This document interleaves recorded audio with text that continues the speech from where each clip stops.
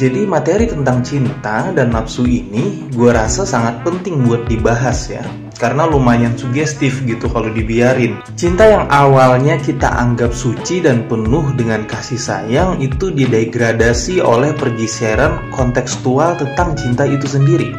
Oleh siapa? Oleh anak muda zaman sekarang yang sejatinya mereka yang berpikir seperti itu karena mereka pernah mengalami pengalaman buruk tentang cinta atau dihianati oleh orang yang mencintai karena nafsu doang. Atau ada yang bertanya, salah nggak sih gue mencintai suami orang atau mencintai istri orang? Ya kalau lu cuman sekedar mencintai sih nggak salah. Tapi kalau lu berusaha untuk memiliki, nah itu baru salah. Dan itu namanya nafsu. Karena yang lu pikirin adalah kebutuhan diri lu sendiri, bukan kebaikan orang yang lu cintai. Masa lu ngaku cinta sama dia tapi rumah tangganya lu hancurin, yang dia udah punya anak gitu kan misalnya. Nah itulah kenapa video ini dibuat, yang mudah-mudahan bisa bermanfaat buat kalian yang masih belum ngerti nafsu itu kayak gimana, cinta itu kayak gimana. Setidaknya gue bakal kasih tanda-tandanya. Penasaran?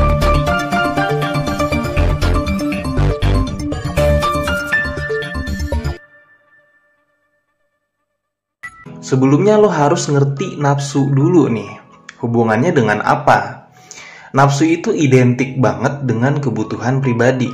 Dia lebih ke kebutuhan sekunder gitu. Kalau lo butuh makan, butuh minum, terus butuh pakaian, terus butuh rumah, itu bukan nafsu ya. Nah, nafsu ini lebih ke kebutuhan sekunder. Kebutuhan yang bersifat pribadi dan kesenangan diri. Nah, itu nafsu. Untuk mengetahui pasangan lu ini beneran cinta sama lu atau hanya nafsu doang, gue bakal kasih tanda-tandanya. Dan bukan hanya tanda-tanda bahwa dia hanya nafsu doang ya, tapi gue juga bakal kasih tandanya kalau dia benar-benar cinta. Tanda yang pertama adalah dia nggak peduli sama urusan lu. Kalau itu tanda-tandanya ya iyalah bang, gue juga tahu. Tapi kenyataannya kalian nggak sadar kan? Bahwa pasangan kalian yang ngelakuin itu, ketika dia bilang ini semua karena dia cinta, ya lu percaya-percaya aja kan? Kenyataannya gitu. Misal ada beberapa hal yang lu suka, dan itu nggak salah, itu nggak haram, itu nggak merugikan buat diri lu, tapi pasangan lu ngelarang itu. Karena dia cuman mikirin dirinya bahwa dia nggak suka lu ngelakuin itu. Aku nggak suka deh kamu tuh jualan-jualan online kayak gitu misalnya ya. Ini contohnya bisa macem-macem. Tapi kan aku suka, lu bilang kayak gitu. Iya, tapi yang ngechat kamu tuh kebanyakan cowok. Aku tuh gak suka pokoknya. Kamu berhenti jualan online. Dan dia gak ngasih solusi bro atau sis ya. Dan kata-kata pamungkasnya adalah, aku ngelakuin ini karena aku pengen jagain kamu, aku sayang sama kamu, aku cinta sama kamu. Yang gak kita sadarin adalah dia ngelakuin itu karena bukan untuk mikirin lu, tapi mikirin perasaan dia sendiri. Itulah sebab kenapa gue kasih tanda ini di awal. Karena kebanyakan dari kita tuh gak sadar. Dan kalau misalkan dia gak bisa ngertiin lu, terus juga dia gak peduli sama urusan lu sama sekali, jatuhnya hubungan kalian tuh biasanya toksik. Tapi lu akan terus bertahan karena kata-kata dia adalah, aku ngelakuin ini karena kamu.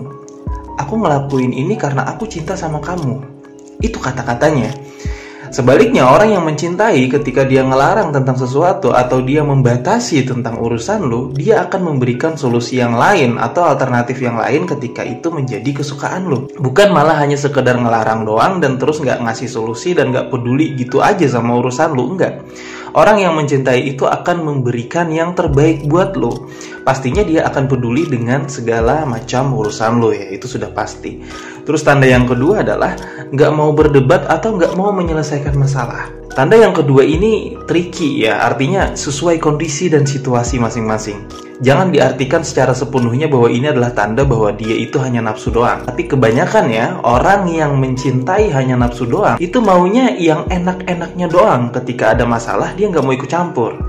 Atau dia nggak mau lu ajak ke dalam masalah lu, dia nggak mau. Apalagi sampai dia bilang, ya udah kamu selesaiin sendiri, itu urusan kamu. Itu kan kesalahan kamu sendiri. Nah, orang yang mencintai mustahil ngelakuin itu bro. Tapi orang yang nafsu doang, ya gampang ngelakuin itu. Orang namanya nafsu doang. Ketika lu lagi baik-baik aja, lu lagi seneng-seneng aja, dia antusias ngelayanin lu. Tapi ketika lu ada masalah, dia seolah-olah pergi dan nggak mau peduli ya. Alasannya biasanya, aku tuh lagi banyak pikiran, aku malas berdebat sama kamu selesaiin aja masalah kamu sendiri. Padahal pada saat itu lu lagi butuh dia. Nah, orang yang mencintai mustahil nggak peduli, minimal banget dia bakal dengerin cerita lu. Dan biasanya habis dengerin cerita lu, dia bakal kasih nasihat atau kasih solusi yang terbaik. Atau minimal banget, ikut mikir deh gitu kan. Bukan malah nggak peduli. Terus yang ketiga, dia ciri-cirinya tuh mentingin diri sendiri. Tanda yang ketiga ini lumrah banget ya, dan bisa lu lihat secara jelas dengan mata, kepala, kaki lu sendiri gitu. Nggak butuh kepekaan tingkat tinggi untuk melihat bahwa orang ini hanya nafsu sama lu. Cuman pertanyaannya, kenapa masih banyak yang nggak sadar? Karena kita sedang mencintai bro, tapi dia hanya nafsu sama kita. Misal contoh ya, lu lagi fokus skripsi nih ceritanya, lu lagi sibuk-sibuk ya, dan lu juga lagi membutuhkan yang namanya dukungan. Tiba-tiba dia datang dengan masalah yang dia punya, terus disodorkan sama lu, dan dia paksa buat lu untuk menyelesaikan masalah dia. Padahal udah lu bilang nih bahwa sekarang lu juga lagi fokus buat skripsi nih. Atau posisinya lu lagi kecapean, mungkin habis kuliah seharian atau habis kerja seharian misal kayak gitu. Nah, pasangan lu ini nelpon terus tiba-tiba menyodorkan masalah. Dia nggak peduli keadaan lu kayak gimana pun, kalau misalkan lu nggak nanggepin dia bakal marah abis-abisan. Itu tandanya dia hanya mentingin nafsu doang. Dia lebih mementingkan keuntungan dirinya sendiri daripada keuntungan pasangannya. Dia nggak peduli pasangannya mau kayak gimana kek, yang penting dia untung. Terlihat jelas bahwa dia hanya nafsu sama lo. Tapi akan samar-samar ketika kita mengalami yang namanya cinta buta. Yang keempat, berantem hal yang sepele. Hal yang sepele banget terus digede-gedein. Itu tandanya hubungan kita belum dewasa dan itu masih mengarah ke nafsu banget. Ya. Tapi bukan berarti lo harus ninggalin pasangan lo gara-gara ini ya. Coba bersikap dewasa aja dalam hubungan. Karena kalau orang sudah mencintai dengan tulus, hal sepele itu nggak bakal digedein. Karena apa?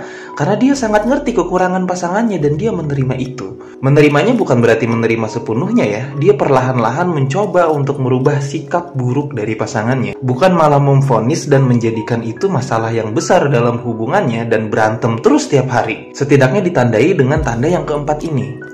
Gue nggak menganjurkan kalian buat putus sama sekali, enggak ya. Cuman setidaknya nih, kalian tuh ngerti bahwa hubungan kalian itu belum dewasa. Ketika lu mendeklar diri lu bahwa lu itu mencintai, maka pada saat itu yang lu harus terima adalah bukan hanya kelebihannya, tapi kekurangan dia. Dan berusaha untuk merubah dia menjadi orang yang lebih baik perlahan-lahan.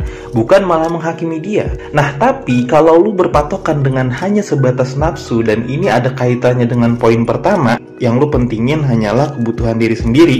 Lu pengennya yang enak-enaknya doang. Ketika ada masalah, lu gak mau ikut ke dalam masalah itu, maka hal sepele akan dibesar-besarkan. Itu tanda-tandanya ya. Terus yang kelima, hanya perhatian ketika ngebahas hal yang sensual. Terserah ya, ini mau cewek ataupun cowok, gue rasa di zaman sekarang udah susah buat kita ngebedain itu.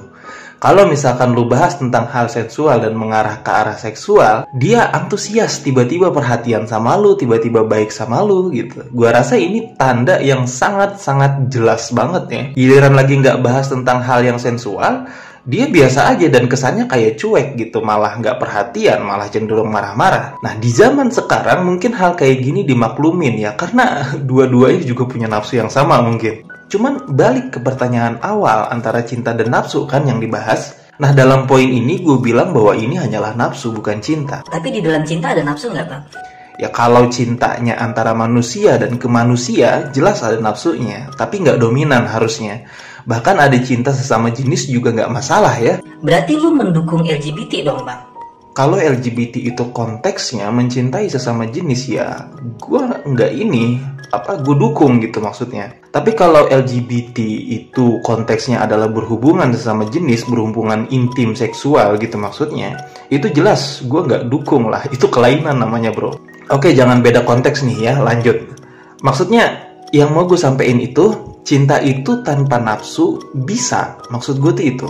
Jadi cinta itu nggak harus berkaitan dengan lawan jenis atau hubungan atau status gitu, enggak. Kebanyakannya yang berhubungan dengan status terus rasa menggebu-gebu ingin memiliki itu biasanya juga diiringi dengan nafsu. Ini biar paham aja kita sama-sama ya. Sama kayak yang di intro yang gue bilang tadi, salah nggak sih aku mencintai suami orang? Kan cinta itu hak setiap manusia. Kalau lu mencintai doang nggak salah, tapi ketika lu ingin memiliki dia yang sejatinya udah suami orang, itu baru salah gitu. Jadi jangan seenaknya bilang kalau ini atas dasar cinta gitu. Kalau emang nafsu ya bilang aja nafsu.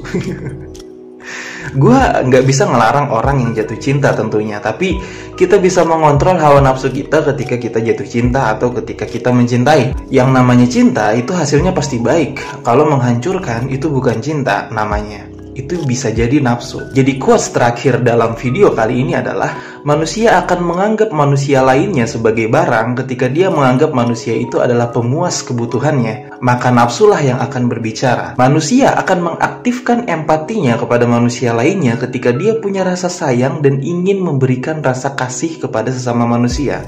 Maka cintalah yang akan berbicara. Semangat para pejuang cinta, tidak ada unsur provokasi dan merendahkan gender tertentu. Semua narasi dan statement dalam video ini bersifat substansial dan kondisional. Semoga bermanfaat dan jangan lupa bahagia.